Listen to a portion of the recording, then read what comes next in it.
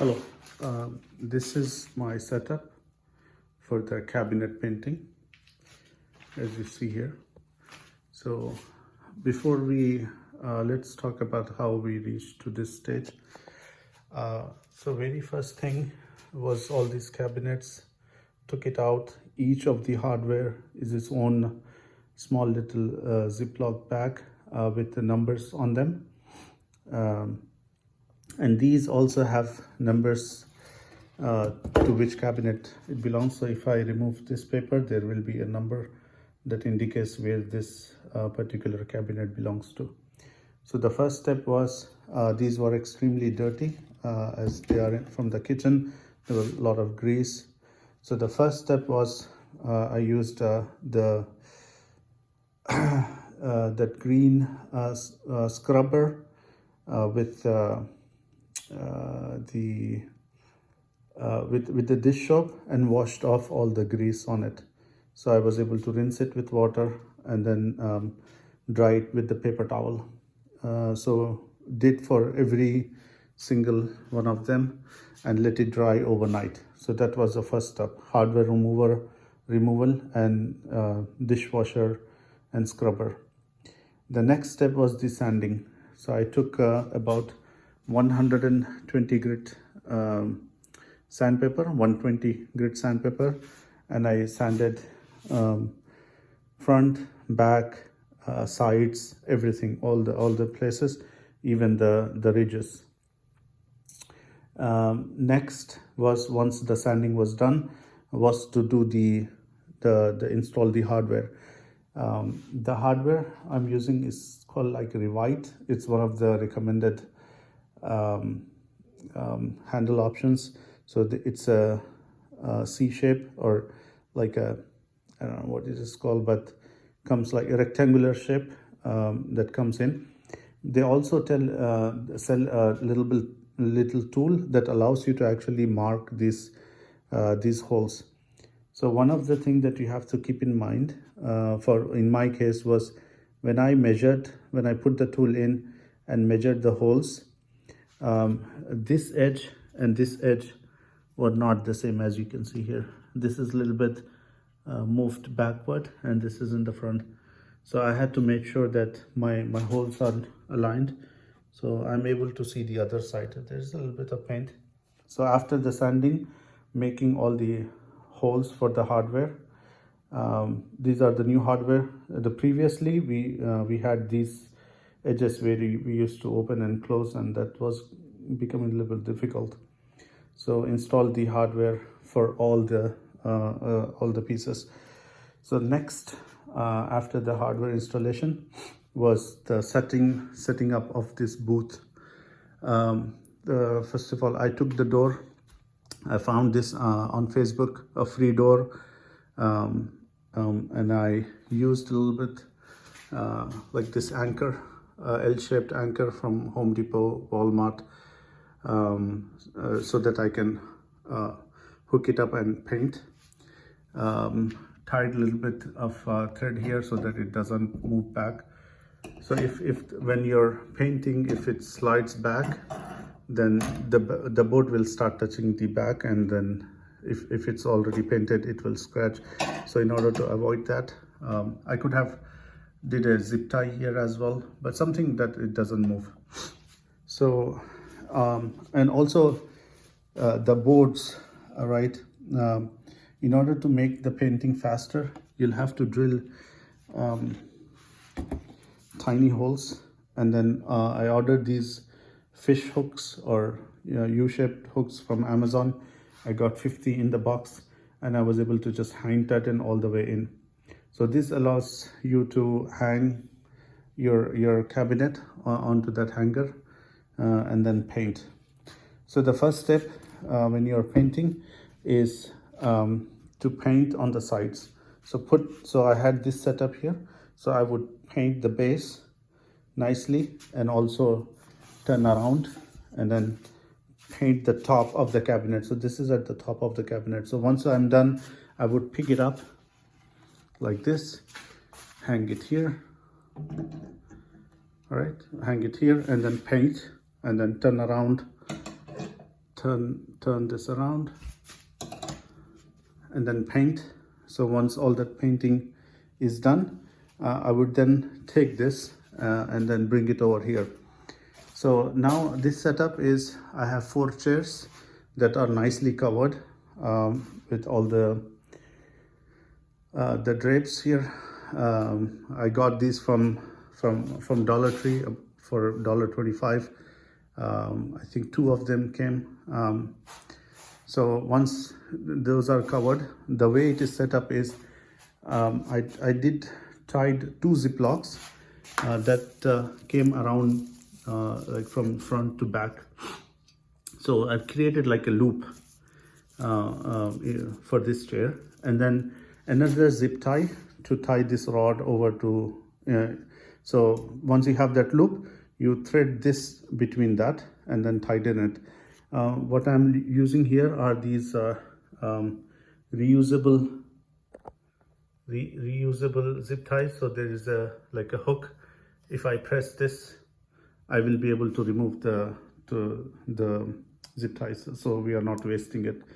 Really useful.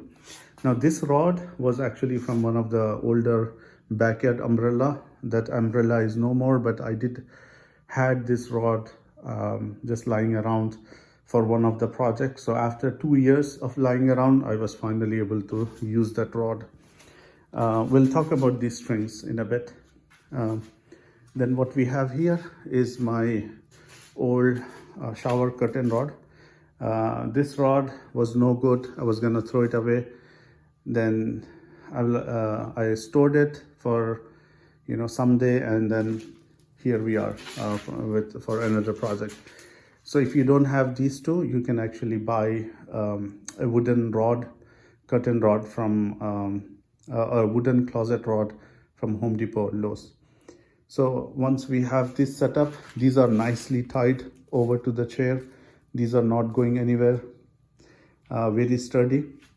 Now about how do you hang these boards once you have painted? So there's an option. You could use this metal hangers from Walmart. The disadvantage is that once you put a hanger here, there is no way to hang basically for this. I could do it for my other one, but even if you put the hook there, my boards were going all the way down and the base was touching. So the one drawback of these is they hang too low. So you probably have to like lift up your chair heights by putting some stone or wood underneath. If you are going with the hanger method, it makes it a little bit easier for painting. You can lift it here, put it, and then once painted, just bring it over here and put it here. But in my case, this rod is too big and this was going too down, so I came up with the string method. So basically what I got from Walmart is this twine piece here, and it is called Hyper Tough Poly Twine, capable of 11-pound load. So I had to test out for how much length I actually need. So one of them I actually ended up making quite a bit bigger. So this was again when I hanged my biggest cabinet. So you have to measure everything with the biggest cabinet that you have. So in my case, it was this.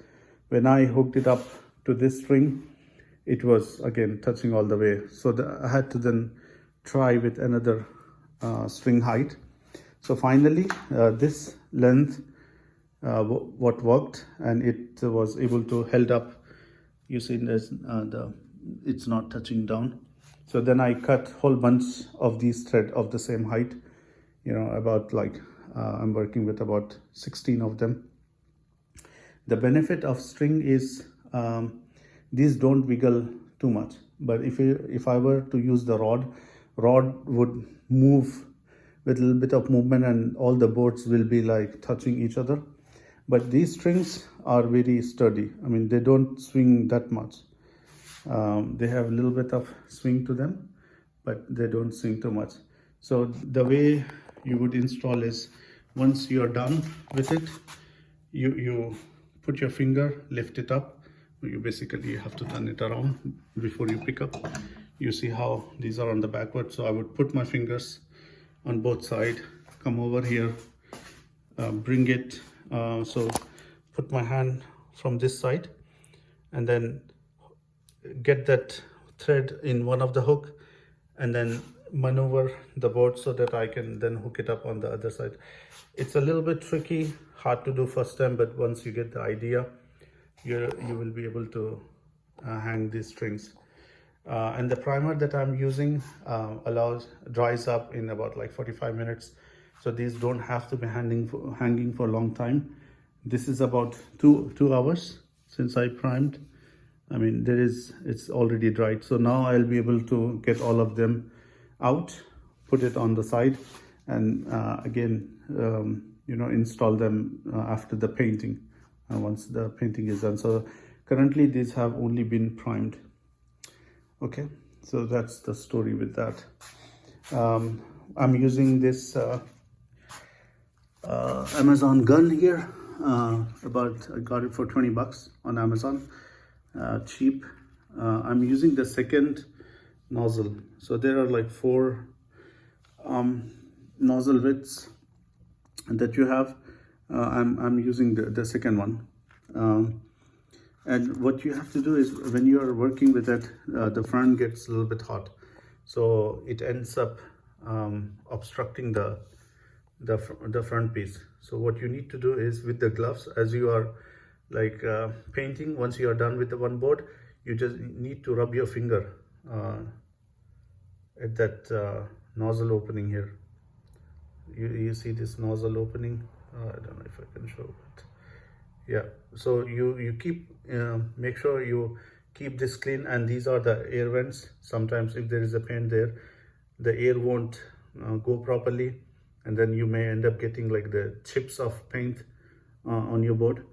So make sure just keep rubbing your fingers on them so that these passages are always clear. So that's my gun setup. The primer is STIX Insulex, and then there is a Insulex paint that goes with it. Another amazing thing that I ordered was this from Amazon. This allows me, so once I remove this lid, I can insert this and then pour my liquid into the bowl without dripping it on the side. When I didn't had it, it covers all of it. Basically when you try to pour directly from the bottle, it just makes a mess. So this is like, I don't know, $3-5 on Amazon. Makes the job really easy.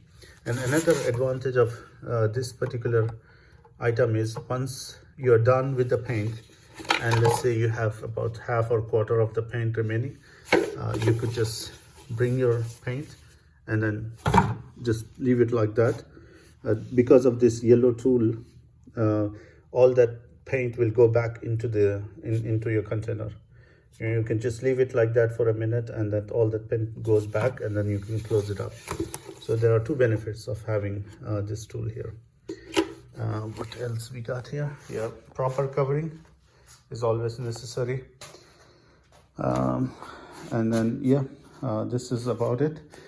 And this board was like, there is a sheet metal, I think, inside. It's not a hollow board, and I drilled like the holes here, and the screws maybe coming from back. Like I don't see the screws, but you see the holes there.